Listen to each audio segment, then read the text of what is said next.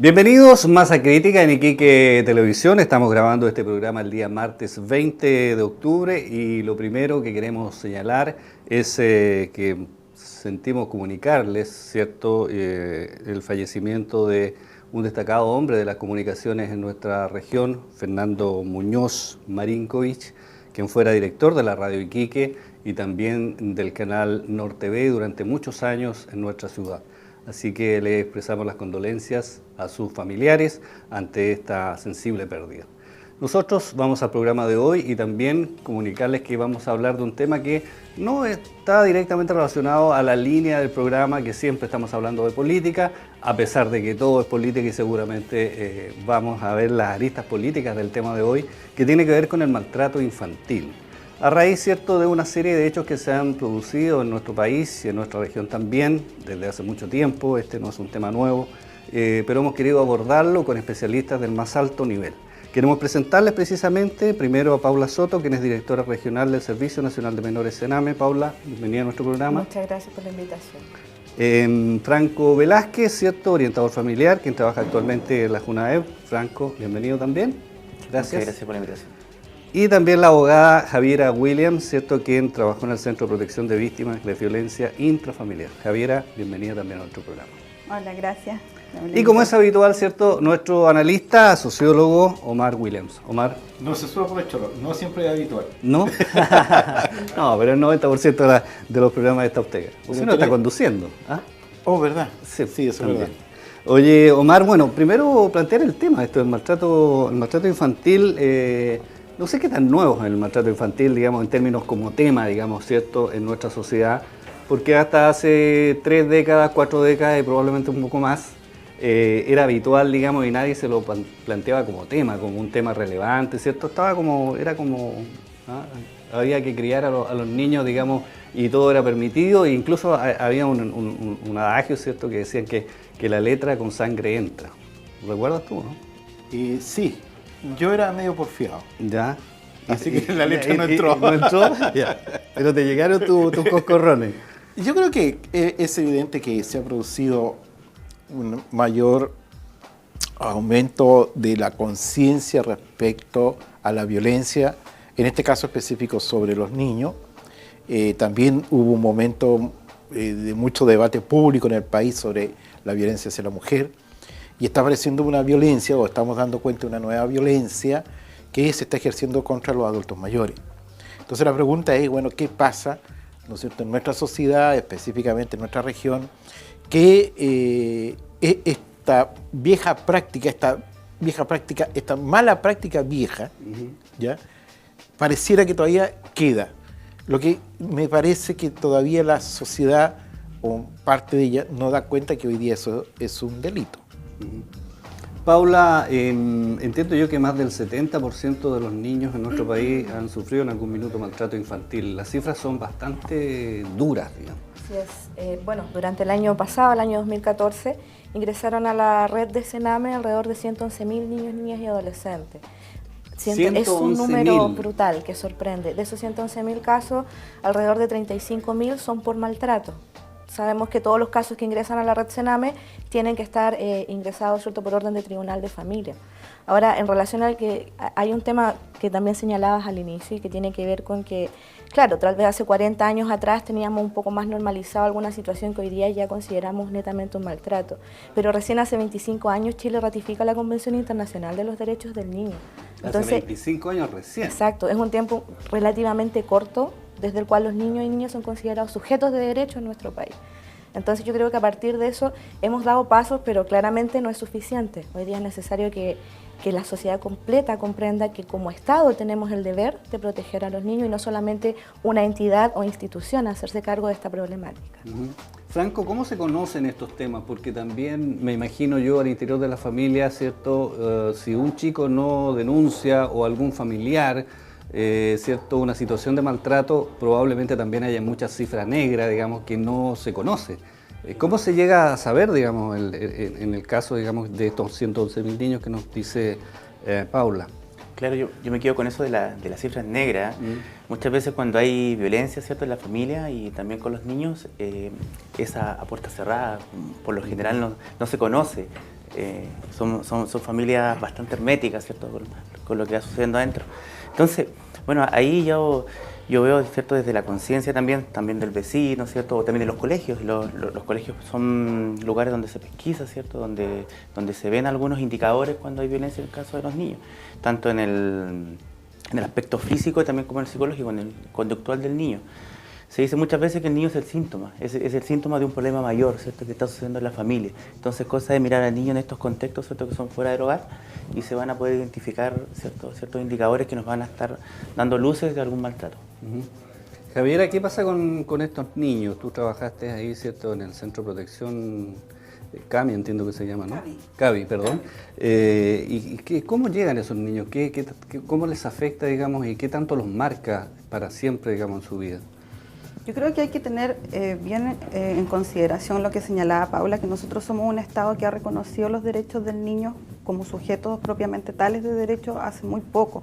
Si lo marcamos dentro de la evolución del niño desde que nace hasta la adolescencia, estamos como casi saliendo de la preadolescencia y una adolescencia en el tema de considerar a los niños como sujetos de derechos. Los niños tienen un daño que puede ser psicológico, que puede ser físico en cuanto a maltrato, pero los daños que todas esas conductas pueden acarrear a los niños siempre va a tener un daño psicológico, un daño en el desarrollo, en los aprendizajes, quizás en el entorno social, de no poder ser niños que sean muy sociales, por decirlo de alguna forma, o que tengan problemas de desarrollo de habilidades cognitivas, etc. Esta reparación de los niños con algún tipo de daño es una cosa larga en el tiempo, no es algo que podamos afectar a veces directamente. Ojalá fuese así, que pudiésemos tomar un niño y poder rescatarlo de estas secuelas psicológicas que puede tener un maltrato de cualquier tipo.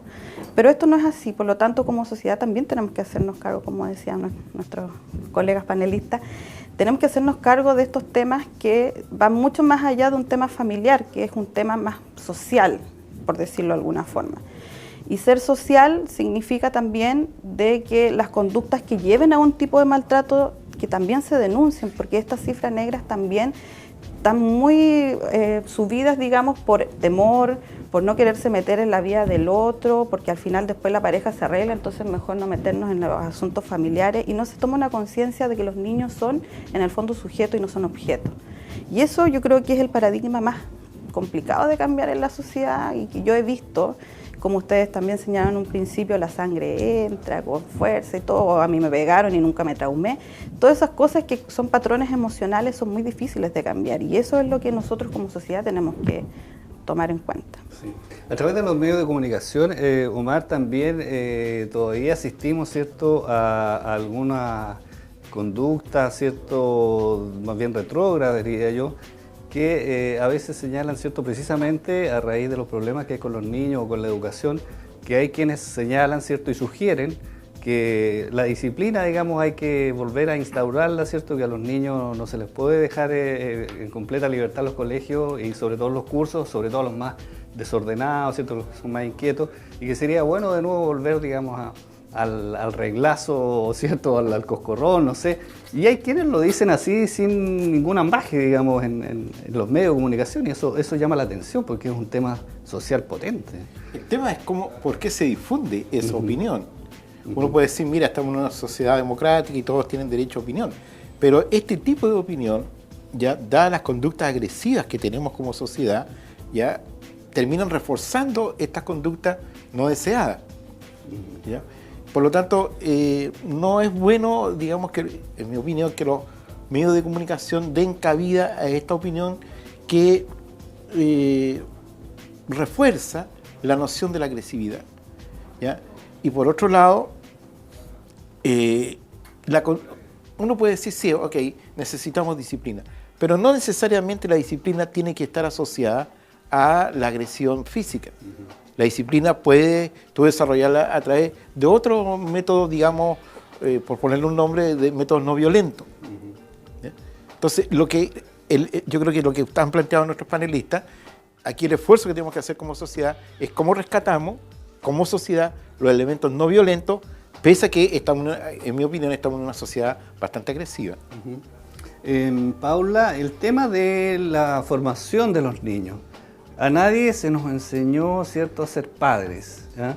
y pareciera que ese es un tema pendiente. No sé si hay otra, no tengo el conocimiento, digamos, probablemente de ustedes nos puedan instruir un poco, sociedades más desarrolladas donde efectivamente se le enseña en algún minuto, ¿cierto?, a los jóvenes en el colegio, algún curso que de alguna manera toque estos temas que tienen que ver, ¿cierto?, con lo que uno eventualmente va a enfrentar, que va a ser padre en algún minuto, digamos, y cómo se relaciona, ¿cierto?, cómo puede educar a sus hijos sin recurrir a estos métodos que probablemente todo el mundo da por sentado que son válidos. Claro, o sea, tenemos un fenómeno, como decía bien más recién, antes se explicaba o se validaba la crianza un poco más agresiva, en términos del castigo físico, cuando los niños a veces no querían obedecer. Y hoy día tenemos una sociedad que las familias van repitiendo ciertas pautas de crianza. Nosotros siempre partimos de la lógica de que ninguna familia, ningún padre o madre va a querer hacer daño a su hijo a propósito, ¿cierto? Sabemos que lamentablemente venimos a veces repitiendo pautas de crianza o incluso situaciones de desconocimiento, de ignorancia, nos hacen vulnerar a los niños, a nuestro hijo o a los niños que estén bajo nuestro cuidado. Y por eso es súper importante, nosotros como servicio desde el año pasado, desde el 2014, hemos potenciado el ámbito de la prevención. ¿En qué sentido? De hecho, no estaba incluido en nuestra misión institucional y se ha proyectado trabajar a través de la Oficina de Protección de Derechos, que son el único dispositivo con el que trabaja Sename, que no requiere una derivación desde tribunales y que hace un trabajo más comunitario y más preventivo en términos de trabajar, por una parte, habilidades parentales con los padres y por otra parte, hacer consejos consultivos de infancia compuestos por niños empoderados en sus derechos. Entonces, haciendo este trabajo territorial, y bueno, el compromiso de Sename es que haya una oficina de protección de derechos en cada una de las comunas de aquí al 2018. Ya en este año logramos tener 2 nuevas oficinas de protección de derechos en Pica y en Guara. Contábamos anteriormente con una en Iquique, en Alto Hospicio, en Pozo Almonte, por lo tanto quedamos con una brecha muy pequeña que cubrir y eso nos permite también tener cobertura territorial en nuestra región que tiene características muy alejadas y también culturales que nos hacen a veces validar algunas conductas que son vulneración de derechos.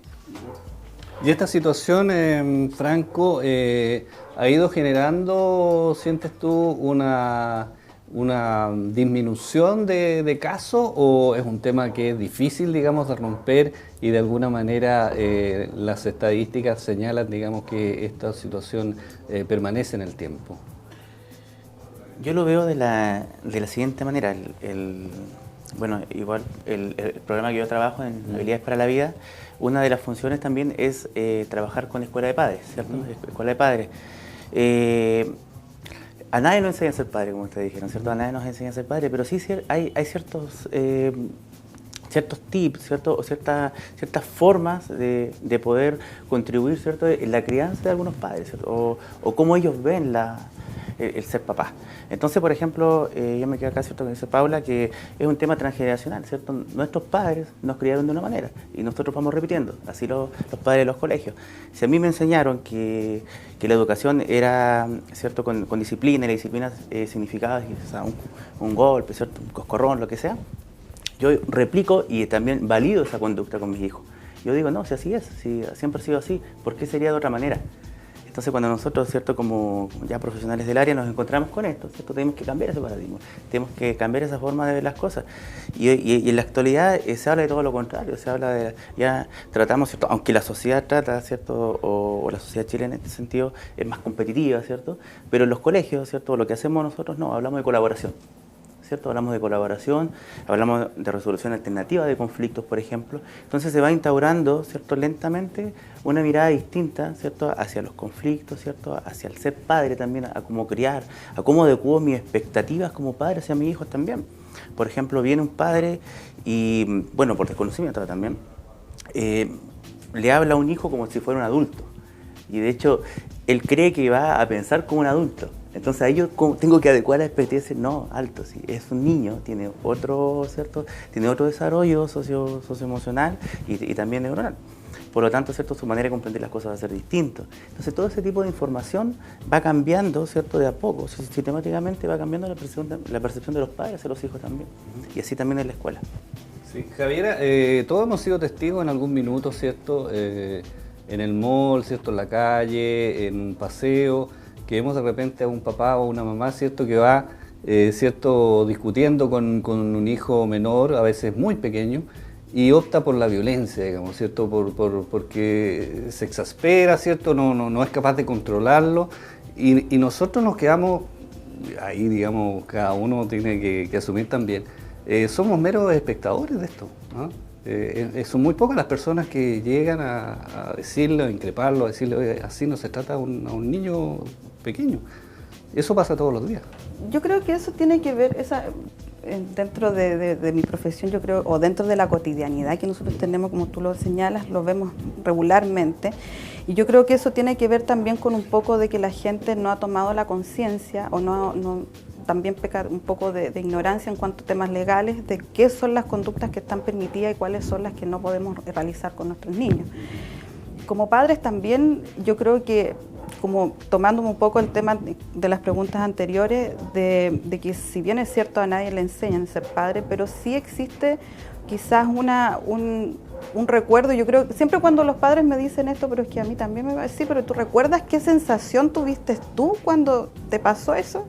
Y ahí generalmente se produce un cambio, quizás no como yo lo esperaría de un cambio general, pero sí se va provocando una conciencia, y esa conciencia también no solamente es para los niños o para las familias que tienen niños, sino que es para todos, porque esa conciencia, como tú bien señalas, cuando vemos un maltrato, lo que más hacemos es ignorar el hecho y hacernos los locos y irnos y no mirar, y ojalá que el niño esté bien, y rezamos los más religiosos para que el niño llegue bien a casa. Y esas no son conductas que son aceptadas por la sociedad. Entonces, si nosotros también contribuimos a tener una sociedad más empoderada, estos casos también van a ser más aislados y vamos a tomar una conciencia grupal de protección a los niños y de entender que los niños son personas, no son objetos. Entonces, hay muchas veces que yo escucho que las familias dicen, es que el niño es mío. Sí, claro. O sea, yo hago lo que quiero porque el niño es mío y yo si quiero lo pego, si quiero lo mando al colegio, y no respetan o no ven que hay una cosa superior a lo que ellos pueden ser como padres o hacer como padres. Entonces, yo creo que básicamente va en eso, de tener esta conciencia de que ya los niños no son unos objetos, sino que son susceptibles de derechos y de obligaciones también. ¿Por qué no? Porque también los padres señalan eso, o sea, uy, pero es que los niños ahora tienen tanto derecho y ninguna obligación, y nos quitaron el poder de padres sobre ellos, y no es que se les quite el poder de padres, sino que todo lo contrario, de que los padres tengan una preocupación del desarrollo integral de los niños. Y integral de los niños también significa que de estas conductas violentas transgreden o agreden la conciencia de este niño, por lo tanto el desarrollo integral ahí se ve afectado. Por lo tanto, es tender a tener una conciencia mayor. Bueno, vamos a ir a una pausa, se nos pasó volando el primer bloque de nuestro programa, estamos en Masa Crítica en Iquique Televisión, vamos a la pausa y ya estamos de regreso con ustedes.